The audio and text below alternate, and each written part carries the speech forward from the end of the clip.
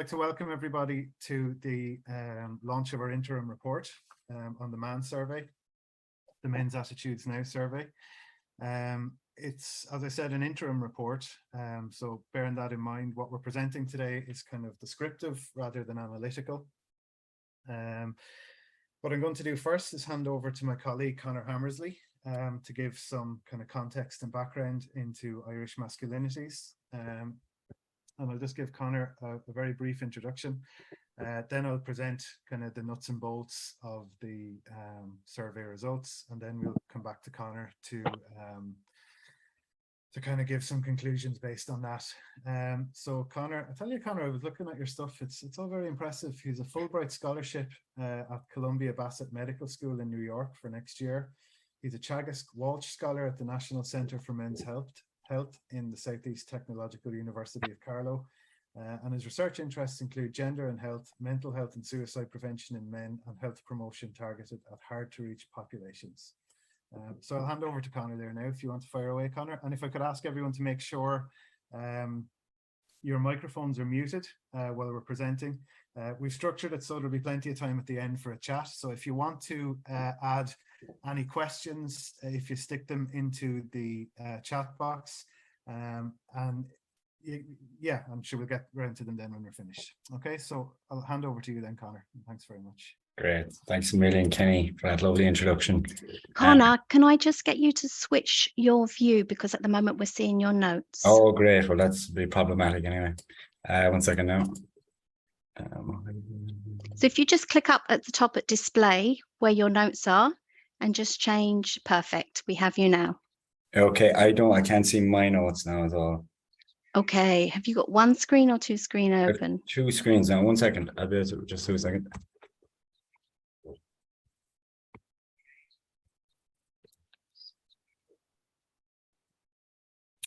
Sorry now.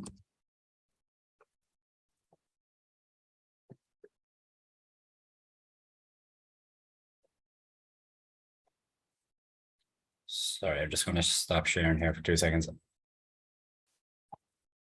Now.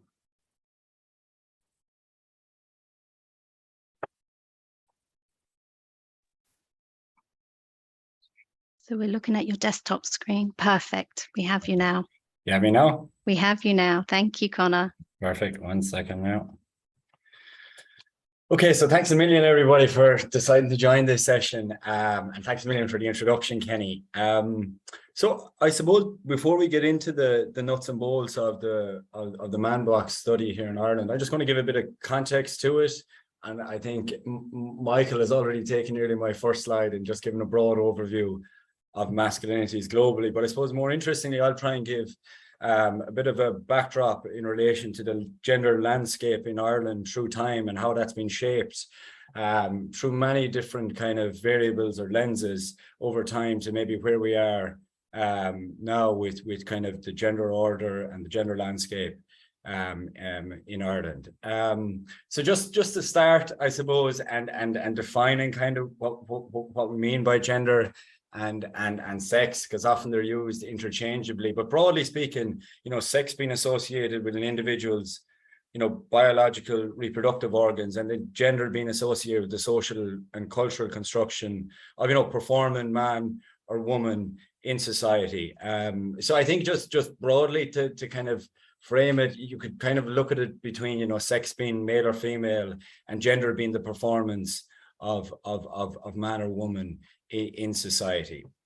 And so more broadly speaking, then this study is framed, you know, in the context of existing literature, you know, that conceptualizes masculinities as like a plural construct and not as a fixed character type, but as rather, you know, I suppose an amalgamation of fluid qualities and behaviors that are, you know, not exclusively, but often associated with the sex of male and expressed in communities that have, you know, shared interpretation and recognition, and that shift across time and across context. So for instance, you know, the masculine forms of expression in rural Ireland could be very different to the masculine forms of expression in urban Ireland, and what garners recognition in those spaces.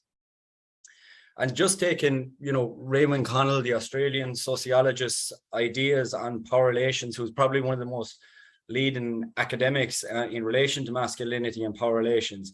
And Raymond's approach, locates the study of men's lives within the context of patriarchy and power relations between the construction of hegemonic or more dominant masculinities. And I might use that term a bit throughout this. So hegemony, in terms of that term hegemonic, and basically that is the most dominant form of masculinity in any given context. And it's framed against more marginalized, subordinated, or stigmatized masculinities that don't, maybe have the same cultural clout in a given environment. And so just to kind of give this a bit more context in relation to some of the variables that we looked at in terms of, and this is not to suggest that masculinities are merely harmful, but just to kind of frame it for the work that'll follow. So, violence, one of the most pronounced modes of harmful masculinities has been violence against women, and has been recognized by the WHO, as a global health epidemic, with 1 in 3 women impacted during their lifetime, resulting in higher rates of depression, sexually transmitted infections, and a rise in chronic health conditions. Also, aggression and hostilities towards minorities, gay people, transgender people, non-binary people, and indeed more broadly just those who don't conform to the heteronormative modes of behavior. And indeed individuals then who endorse some of the more harmful masculinities that we'll discuss later, studies have repeatedly shown that it also damages those people who endorse those types of behaviors. But indeed, like the act of imposing health enhancing behaviors and emotional engagement for many men can be seen as an active demonstration of macho behavior or manliness, and a rejection of feminine connotations associated with weakness or stigmatization in relation to health and emotional engagement. Sorry, now just go on to the next slide. And I suppose more interestingly then, in relation to what I would like to get across, particularly in this opening phase, is how masculinity and the gender landscape has been imbued in Ireland. And masculine norms, it's important to know that they never exist, in a vacuum. They are expressed through context and deeply invoked at a wider historical and institutional level. And traditional masculinity in Ireland was largely rural, church-based, and privileged heterosexual marriage and sexual purity. And allied to this then was distinct gender roles between the sexes, and largely based on, church values, which dominated Irish society, right, particularly stemming from the famine period, late 19th century and right up to late 20th century Ireland, and was significant in shaping, traditional masculinities as we might conceive them or understand them today. So as a result, masculinities in Ireland were deeply influenced, at an institutional and governance level, and reproduced through structures such as school, family life, and also devotional practices. And allied to this was a type of indigenous form of Irish patriarchy, in Ireland, that stemmed from nationalism, the GAA, pub culture, land ownership, in terms of that patrilineal line of inheritance, that the male in the household was always seen as the rightful heir to the land, the exposition of the clergy in society, all that entitled and privileged men, in through that, late 20th century or 20th century and late 19th century Ireland. So the balance of power was exclusively held by men in Ireland, but this also came with strict kind of representations or tropes on how manhood should be demonstrated in Ireland. And for many, this was kind of, unless you held a position of authority in society, for many this was held or this is demonstrated through the body, and indeed like hard labor in society as a means of, expressing manhood in Ireland, with the male, exerting his authority over the natural landscape and often battling against environmental and economic obstacles to provide for the family and act as the breadwinner in the household, and prioritizing hard work over self-care. And allied to this kind of hard labor then was traditionally, strong drinking practices as a coping strategy for many Irish men, and kind of, used as like an emotional numbing to momentarily like escape adversity and disassociate the self. So was both like the intertwining of like hard labor and alcohol in particular, and not exclusively. There was a real strong demonstration of Irish masculinity in Ireland against the backdrop of strong theologian values. And indeed, this was framed in counter-distinction for what it meant to be a good woman in Ireland, your caregiver, domestic agent, and like the living embodiment of Our Lady in terms of being humble, pious, abstinent from alcohol, and a strong association with being like pattern for procreation. And that side of it around, the procreation and celibacy in Ireland, and that probably, led to one of the most compelling problems of this era in Irish society for both males and females, was the stigmatization around sex and sexuality and celibacy, or sex merely as a means of procreation, was a central feature of Irish traditional hegemonic masculinity and this notion of the private life and heterosexual marriage.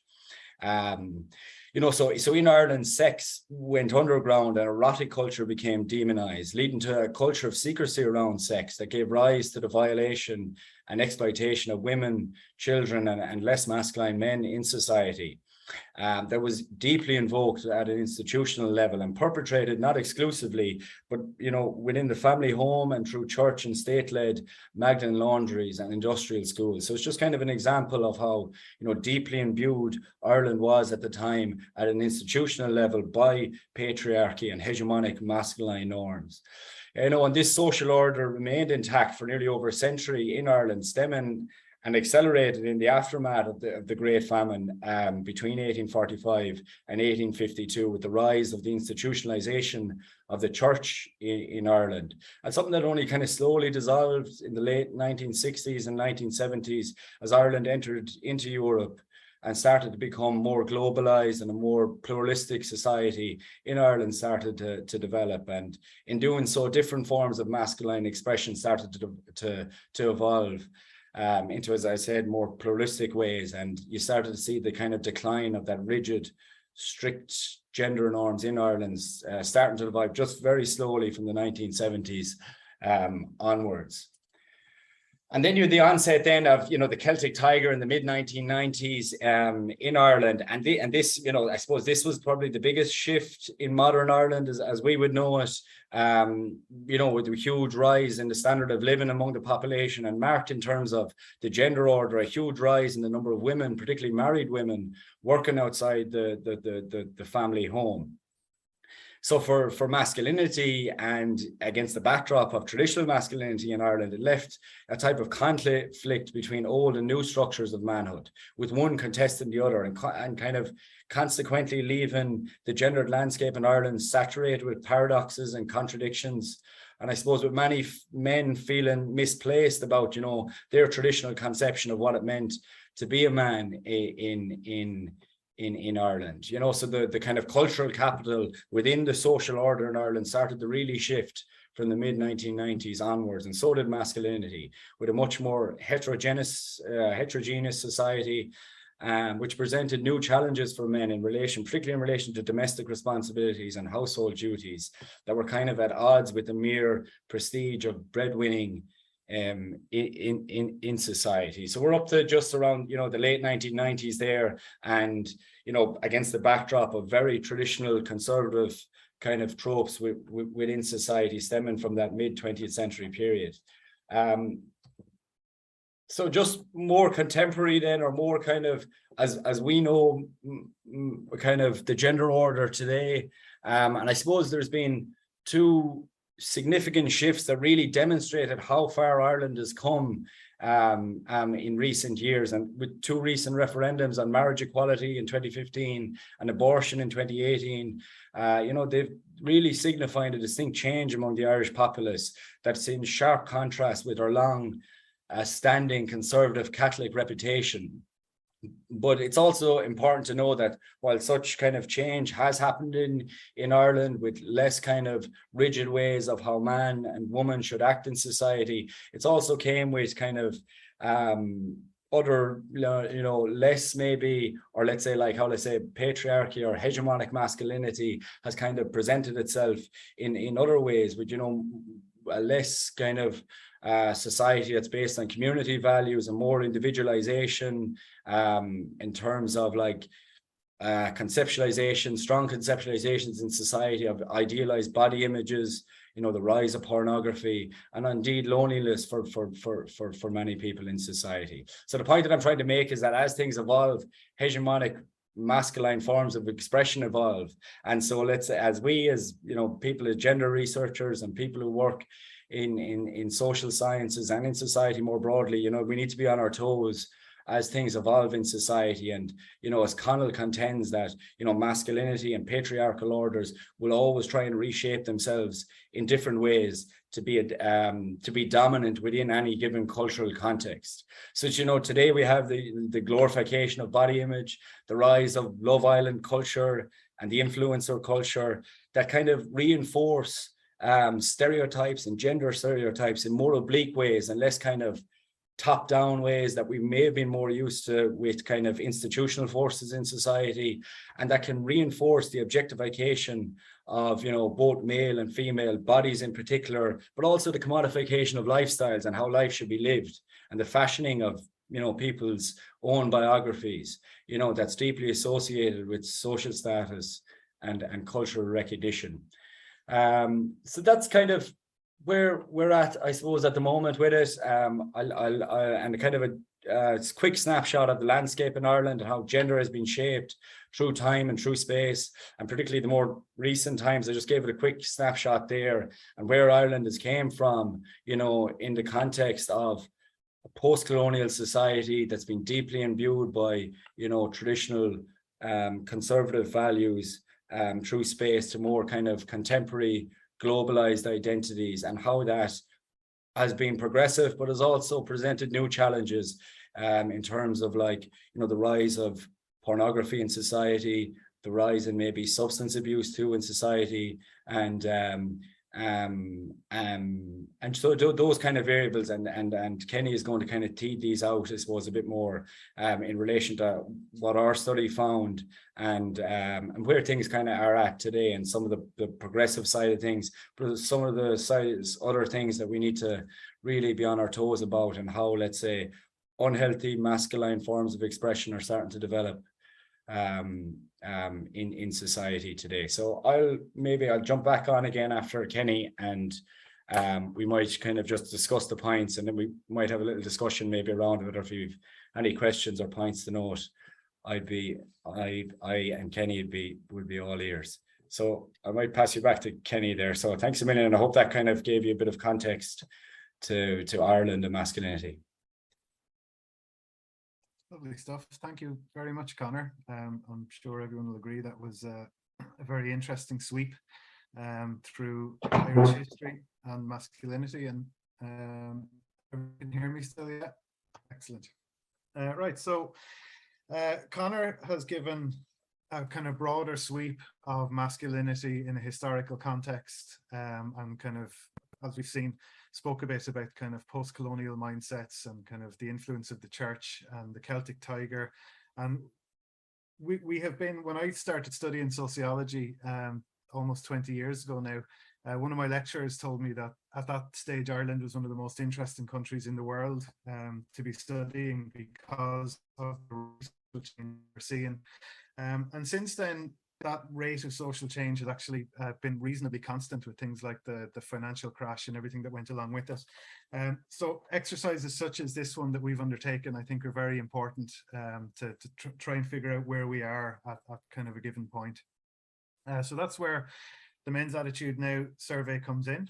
The survey is based on the Man Box survey that Michael had spoken about in the previous session. We adopted and adapted this survey to suit the Irish audience. So the one we put out was comprised of up to 48 questions. Here's a list of topics that were included. And for the basis of the interim report, what we've looked at is the, in my opinion, in comparison to the society tells me statements. So as Michael mentioned, there was a range of statements that are put out, which kind of measure aspects of masculinity around these kind of broader topics that I have up on the screen here. As I said, we added a couple. We added questions on pornography. We added some questions on drug use, and we added some questions on work and kind of satisfaction with work and pay and stuff like that. Now, the report that we brought out is, as I keep mentioning, an interim report. The report will be sent on to Equimundo, who are going to do a much kind of deeper analysis. So the analysis we've done is much more kind of descriptive rather than analytical. Here is what people told us, and kind of we can at a later stage kind of tease out what these different things mean. So the survey was posted online by Men's Development Network channels. We did a media promotion campaign, we did direct messaging campaign, we targeted sports clubs, youth organizations, men's groups, essentially anywhere where men of all ages would gather. The data that we're presenting was gathered between Wednesday the 4th of May and Monday the 4th of July. And in that period, we have 541 completed surveys. The composition of the sample is as follows. The majority of the sample under consideration are aged between 25 and 54, so that's 368 people. The 65 plus group are the smallest, followed by the 18 to 24 group. Our sample is well educated. Almost 30% of respondents reported having a postgraduate qualification. A further 32.9% had a primary degree, and a further 13.5% reported having a non-degree third level qualification. The sample is also wealthier than the average. Central Statistics Office will put annual earnings, average annual earnings at around €45,779.24. So the amount of people in our sample who earn in advance of this is quite high. And as you can see, 21.6% of our participants report a household income of €90,000 or more. So the sample that we have isn't really representative of all men in the country, and that's not what we're presenting it as. The sample we have are quite well educated, quite wealthy. They're a little bit older than some of the samples that have been done elsewhere. So this is all stuff that has to be borne in mind while we're talking through the details here. Here's the topics we covered in the interim report, and I'm kind of in a race against time now to try and get through them before the clock times out. So firstly, we posited a statement: a man should always have the final say about decisions in his relationship or marriage. And there was an overall rejection of this statement, with average or mean values of 68% strongly disagreeing and 23.5% disagreeing. The age groups most likely to agree with this statement when it was asked in an "in my opinion" format are the two youngest age groups, which means that the highest prevalence of agreement with this statement is to be found in people aged between 18 and 34.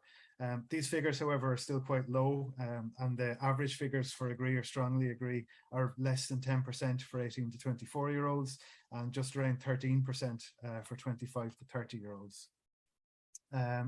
When we posited this question as a society says question, we see the participants were more likely to agree with the statement. And this is again in keeping with when this research has been done in other countries. And this is again a finding that we found that goes throughout almost all of the questions we asked. When the question is asked in a society says format, participants were far more likely to agree with it. And the majority of respondents did disagree strongly with this statement, with the average score being at around 40% for disagree and 41% for strongly disagree. So even at that still, most people disagreed with it. The next question was examining gender roles within relationships, and it was concerned directly with breadwinning and masculinity. The majority of respondents disagreed strongly with the statement. So the statement was men should be the ones to bring home money to provide for their families, not women. Perhaps surprisingly, the largest cohorts to agree with this statement are actually the two youngest, with 11% of 18 to 24-year-olds and 23% of 25 to 34-year-olds agreeing or strongly agreeing with this statement. And as Conor quite expertly pointed out, we have seen a massive transformation of the Irish labour market with the inclusion of women, particularly married women, in this. And people of this age group would have grown up with a dual income family being far more normalized than it would have been for previous generations. So it's quite surprising that younger people are more likely to agree with this statement than their older peers. When we posit this as a society says statement, we see that there is kind of more pressure among men with kind of when they see society says that it's more pressure for men to be the main family provider, with again kind of more conservative views. So the mean scores for agreeing with what society says are 30.9% for agree and 9.2% for strongly agree. Again, younger participants were more likely to agree or strongly agree with this statement. So according to our sample of respondents, the most conservative and traditional beliefs with regard to breadwinning and relationships are found actually among younger participants as opposed to older ones. We asked questions I won't have time to go through all of them, but the one here is, in my opinion, a man should have as many sexual partners as he can. An analysis delivered a mean disagree or strongly disagree score of over 82% across all age groups.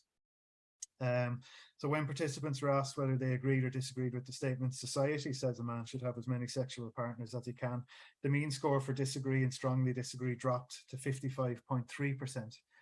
So we can see a big difference between them there, that once this is posited as a society says question, have people kind of moving away from the more kind of progressive views on masculinity. We tested statements based around homophobia as well. So the question posited here, or the statement posited here, is, in my opinion, a gay man is not a real man. And this is a statement which was resoundingly rejected. The average figure for combined disagree and strongly disagree across all age groups is over 93%. And the mean strongly disagree figure is over 75%. So this is a clear rejection of a homophobic statement. In my opinion, that's how it is, but there's a bit more nuance added to it when we posit this as a society says statement. And as you can see, it's not as clear cut here. There's a little bit more mud thrown in the water. So the mean figure for strongly disagree / agree with this statement when it's posited as society says is 67%. So it's almost a third less than it was when it was presented as an, in my opinion, figure. So this would reflect the idea we argue that participants believe society to be significantly more homophobic than they themselves are. Another question we asked was to agree we asked participants to answer the statement, my friends would give me a hard time if they saw me hanging out with someone who is gay or who looked gay. And we also added the question, my friends would give me a hard time if they saw me hanging out with someone who is transgender or looked transgender. Now, the rationale behind these questions is that of presenting respondents with a real world applied example, which they could consider and give their opinions on. These questions aim to measure the social acceptability within their own peer groups of both gay people and transgender people.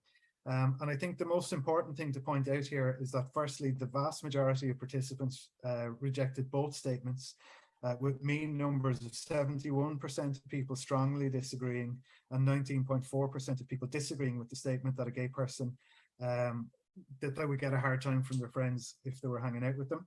And then if we look at the same for a transgender person, we can see the figures as well are 51% and 24% disagreed with that statement.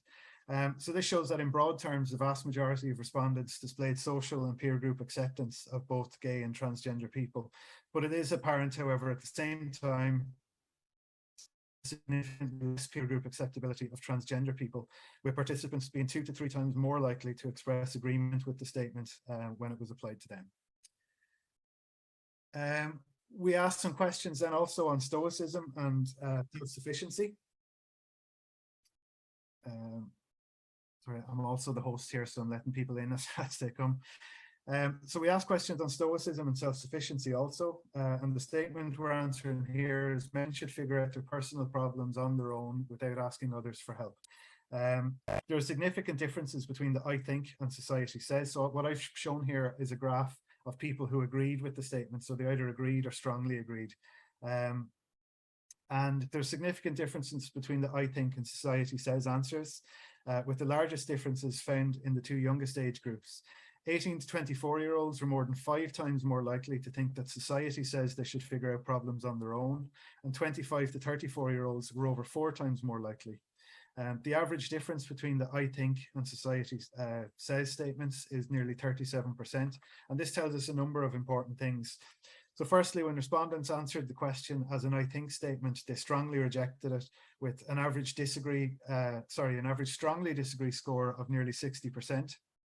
And an average disagree score of 30%. So this means that at the level of their own opinions, they firmly reject the idea that men should figure out problems on their own and that they should seek out help if they need it. But at the same time, however, they didn't see these beliefs as being held by everyone around them. And there's a similar dynamic at play in the next question, which asks, a man who talks a lot about his worries, fears and problems shouldn't really get respect. And in fact, the responses between them were almost identical. The youngest age group were by some distance most likely to think that wider societal attitudes would tend towards a lack of respect for a man who seeks out help. And the numbers for the I think statement strongly rejected this, whereas the number for society says were far, far higher. So there is something that needs to be teased out here about the difference between help seeking, stoicism and so on at the level of the individual versus the level of society, or what people think society would think. Then on violence, the graph you're seeing here is answering the question, a man should use violence to get respect if necessary. And as you can see, this was unanimously disagreed with. On average, less than 5% of respondents agreed with this statement. An average of over 80% of all responses strongly disagreed with it. So that shows quite a strong sense of sentiment against the acceptability of the use of violence. And if the strongly disagree and disagree statements are merged, the mean score is over 95%, which shows that not only is there a low level of acceptability with regard to the use of violence, but there's also quite strong sentiment against it. As with everything else, this figure changes significantly when we bring in the society tells me statements. And on the basis of society thinks as opposed to in my opinion. So in this instance, there are marked increases in the younger age groups of people who believe societal norms around violent masculinity are still in place. The percentage of 18 to 24-year-olds who strongly agree or agree with the statement when it's presented on a in my opinion basis is around 3%. Yet when we put this to them as a society says statement, this raises to up to 48%. So that's a massive jump between the two questions. Similarly, the mean percentage for agreeing with the statement is less than 5% when it's presented as an I think statement, yet this rises to over 25% when it's presented as society says. So this means that on average, participants were 5 times more likely to think that comparative to their own beliefs, wider societal norms would expect them to use violence to get respect if required. So lastly then, we asked some questions on pornography usage. And this again is something that is unique to our study. This isn't part of the Man Box study that was done elsewhere. We asked participants 5 questions regarding their use of pornography. Have you ever used pornography? What age were you when you first saw pornographic material? How frequently do you use pornography? And has pornography influenced your expectations of sex? And then we asked for people who said yes, how has it influenced it?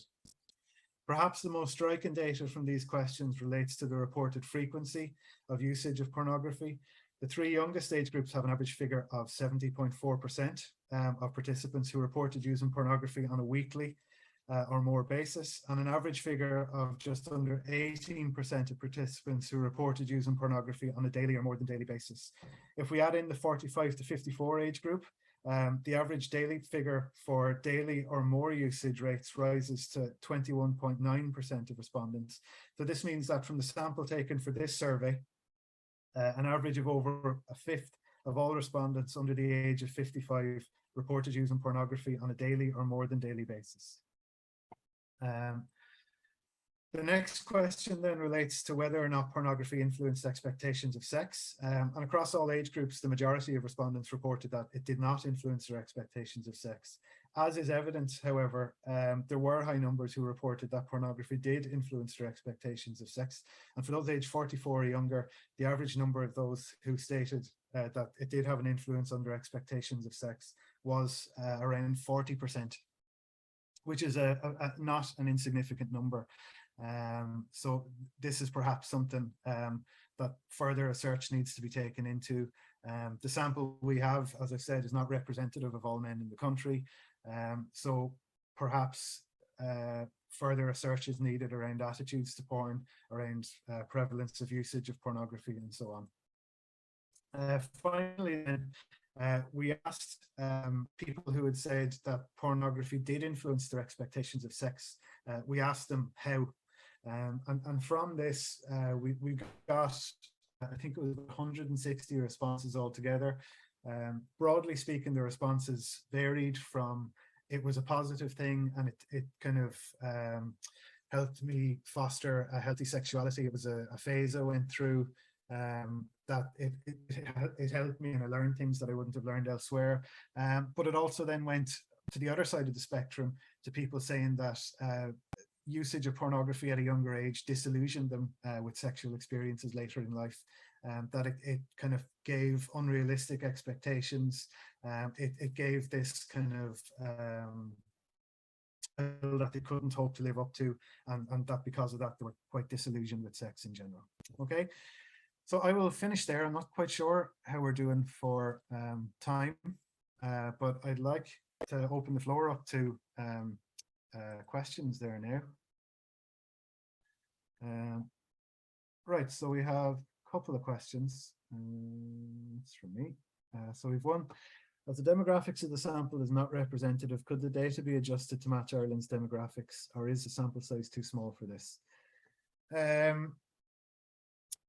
That's a good question. It is something we spoke about doing. It would be kind of a data matching exercise. Because the most recent census was done all the way back in 2016, it might be a bit difficult to do it now, but it is something that could be done at a later date, and it's possibly something we could get Equimundo to do. Okay, and if anyone wants the slides from these, because someone has given me a direct message, if you just email me kenny@mensnetwork.ie, I can make them available to you. Okay, so if anyone else has any other questions, feel welcome to unmute yourself and get talking. We do have some time left for a conversation. Or if you want to just jump on and make an observation or a point that might be allied to some of the stuff that we brought up or discussed here.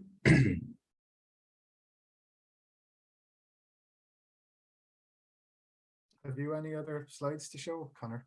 I had one here for the discussion slide here. I might just put it up really quickly. Yeah. So I don't know.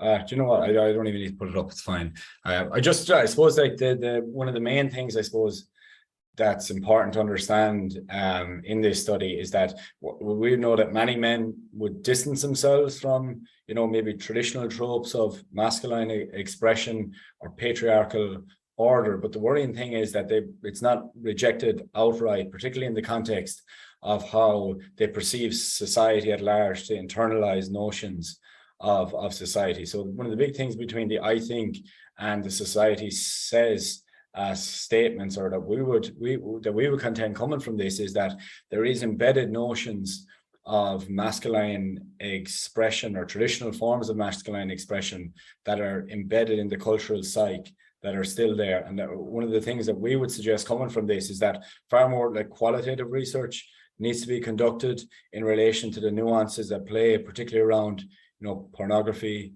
stoicism, body image, and how these are actually played out in society. One of the strong limitations of this quantitative work is that while, you know, you can test the strength of relationships and that, you know, you miss out on often the nuances at play and how people's relationship with some of these variables are shaped at different stages. And that's, we would contend that qualitative work would help capture that a bit more. Yeah, and again, it's not to kind of denigrate quantitative research at all, but the way we would have seen this when we were discussing this and planning on going ahead with this is that it's kind of a way of sticking your finger in the air and see what way the wind is blowing, and there are a number of avenues kind of arising from this survey that will, I think, merit a stronger kind of delve into in qualitative terms. So I'm hoping that's kind of the direction that this research will take in the kind of medium to long term. And also, if there's any researchers on here as well, I think that, you know, the data that we collected is, you know, readily accessible enough, I think, Kenny, that if people would like to delve into some of the areas or use as a backup for their own work, that I think that can be accommodated as well. Yeah, 100%. There is some minor things we'd have to do with kind of clearing some of the data, just to make sure it's 100%. It is anonymous, but I just have to be more than 100% sure that people aren't identifiable from it. But the plan is to make the data available to any other researchers who wish to use it. Thanks, guys. Just a question on, I suppose, your thoughts just on the frequency of porn usage, because I was surprised and at the same time actually not that surprised.